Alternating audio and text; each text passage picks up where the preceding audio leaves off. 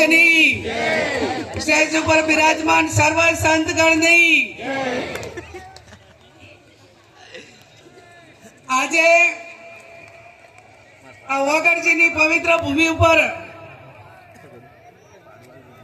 બનાસકાંઠા, પાટણ, વાવ, થરાદ એમ કુલ મળીને 27 તાલુકાના ઠાકોર સમાજનું બંધારણ આજે આપણે સામાજિક રીતે મૂકી રહ્યા છીએ ત્યારે સ્ટેજ પર બિરાજમાન સૌ સ્ટેજ પર બિરાજમાન રાજકીય આગેવાનો, મહાનુભાવો, સંતગણ, સમસ્ત ઉત્તર ગુજરાતમાંથી પધારેલા ઠાકોર સમાજના સૌ વરિષ્ઠ આગેવાનો, જ્યારે પણ જરૂર પડે છે ત્યારે સમાજમાં દાન આપનાર તમામ દાતાઓ, આપ સૌ વડીલો, યુવાન ભાઈઓ, બહેનો અને પત્રકાર મિત્રો, આ બંધારણ આજે હું આપની સમક્ષ સદારામ બાપુના આશીર્વાદ થકી તથા તમામ દેવી દેવતાઓના આશીર્વાદ થકી સર્વ રાજકીય પક્ષોના પ્રતિનિધિઓની સહમતિથી જિલ્લાના ઠાકોર સમાજની પરવાનગીથી બંધારણની કોપી આપણી સમક્ષ મૂકી રહી છું. સૌ પ્રથમ બંધારણ 1998માં આ જગ્યા ઉપર સ્વર્ગસ્થ ભાવસિંહજી ડાયાજીના અધ્યક્ષસ્થાને સમગ્ર ઉત્તર ગુજરાતનો ઠાકોર સમાજ 27 વર્ષ પહેલા બંધારણ કર્યું હતું. એ બંધારણ તારીખ 1/1/2008 રોજ અમલમાં આવ્યું.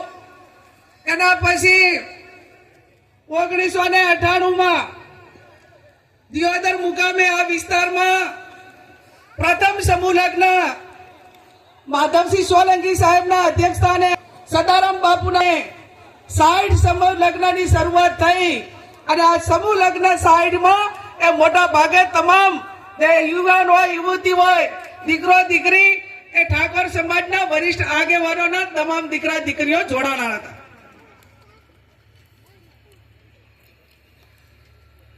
ત્યારબાદ તારીખ 5/10/2008 રોજ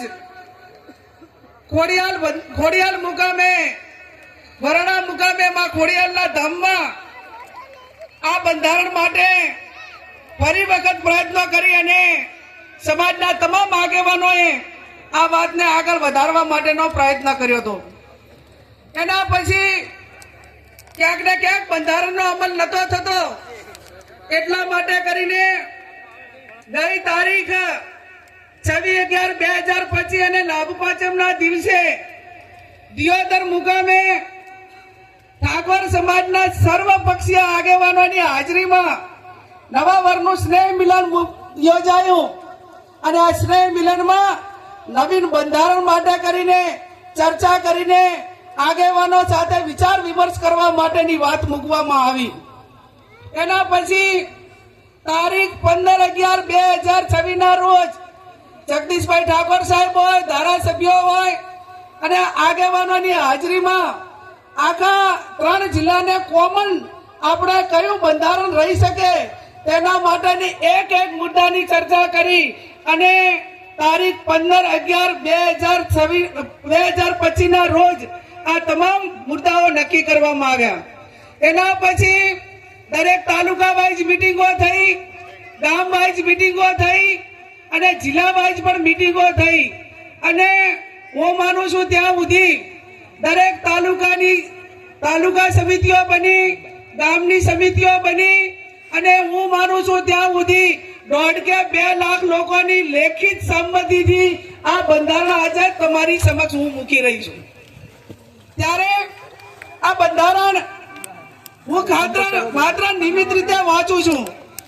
આ બંધારણ સંતોના આશીર્વાદ, સમાજના તમામ પક્ષના આગેવાનોની મહેનતથી અને આજે સ્ટેજ ઉપર બેઠેલા તમામ આપણા મહાનુભાવોના માર્ગદર્શનથી આ જ્યારે બંધારણ થઈ રહ્યું છે ત્યારે આ બંધારણ કોઈ વ્યક્તિ નથી અમલમાં મૂકવાની.